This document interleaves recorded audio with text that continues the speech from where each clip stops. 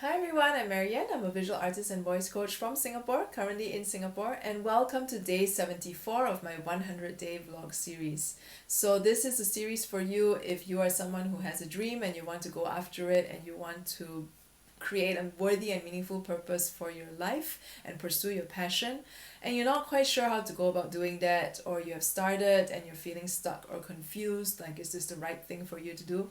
Not to worry, you are not alone in this journey. I have been there for many years now, and for the last 8 years learning really what this journey is all about and how to take action to manifest the things that really matter to me.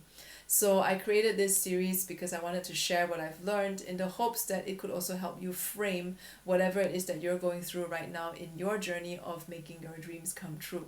So if you have any questions about this, feel free to ask them in the comments, or you can directly message me through any one of my social media links which are in the write-ups attached to these videos.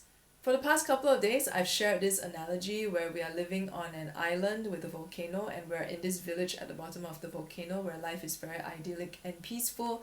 And we think that, that is all that we need in life, that, the beautiful ocean views, the beautiful volcano views, without realizing that someday this volcano could erupt and kill all of us. Or you could take a chance and climb the volcano and jump into it and challenge it, and go all out before you die, because either way you're gonna die, whether you are living a very peaceful idyllic life or whether you're going on an adventure to fight a cause or to see what else is out there.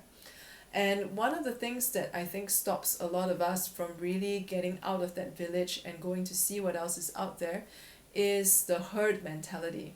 And this is interesting because in the other analogy that I shared, we are living in a sheep pen, and we are staying in there because we are afraid that if we go out of it, we're going to get eaten by the wolves. But eventually, by staying in there, you're going to get eaten by the shepherd anyway. So since you're going to get eaten anyway, might as well leave the sheep pen and take your chances out there, because either way, we're going to die.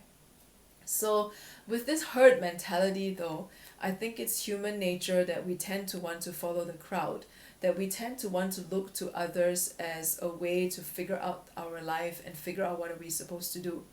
And this is totally natural, this is totally normal, and in a way also it has become part of our conditioning as we grew up, that there are certain rules to follow, because if we want to function in society, we have to adhere to the agreement, which usually comes in the form of the rules and regulations of that country or that society. And if you don't conform to that, then that's where there are penalties to pay, or you have to pay the price of it, like going to jail or paying fines or doing community service, whatever that is. So as a result of this conditioning that we have, and also as a result of us being very fearful of breaking the rules and going against what is considered normal and what everyone else is doing, we tend not to want to wander too far away from that.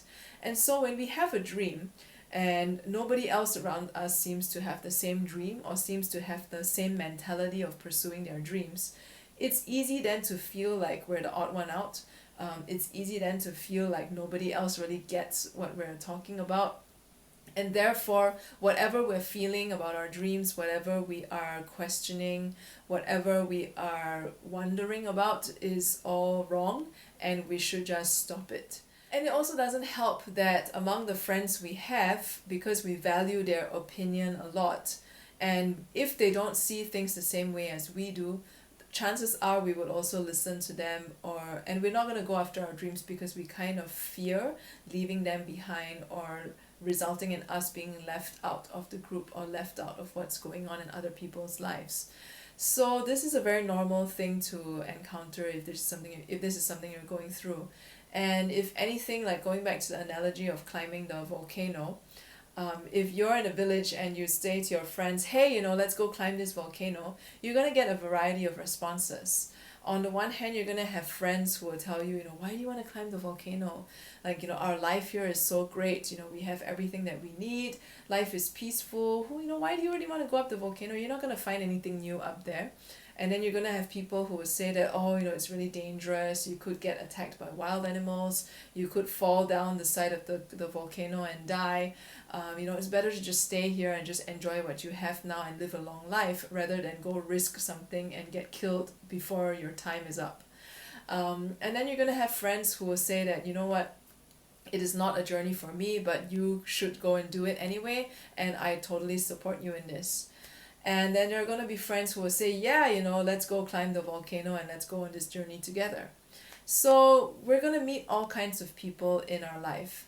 And the thing is, you know, when you're in a village and where everyone kind of thinks a certain way, where they prefer to just stay there and not go on this adventure of climbing the volcano with you, then it is very easy to kind of start thinking that maybe you shouldn't think about climbing the volcano and maybe you should just stay where you are, because it seems like everyone else has the same idea that this village is great and we should just stay here. Maybe I should just listen to them. So it's the same way when we are pursuing our dreams. You know, when everyone around you says that, you know, it's impractical, it's ridiculous, why do you want to go do that when you have such a great life as it is? You know, you have everything that you need, you have everything that you want here, you have a great job, you have a great paying job, you have a great family, you have a great spouse. Why do you want to go upset that balance? Why do you want to go change things up? Why do you want to go and pursue something that you don't even know whether you're going to make it or not when you have a sure thing going here? And it's very easy for us to get caught up in that and to start feeling like, you know, if we do that, we are betraying our friends, first of all, or you're leaving your friends behind, because at a certain point, it's going to get very difficult to continue believing in that mentality, especially when your dreams keep calling to you and you have started taking action on them and you started seeing something that your friends are not able to because they're not taking action on whatever really matters to them. So the key thing here to remember is that every single person in this world is on our own individual path. All of us are on separate individual paths anyway. Even if you are married with a spouse and you guys have common goals, you're both still on individual paths. Even if you have been friends with someone for 20 years and you guys do everything together and you're like the bestest of friends, you are both still on individual separate paths.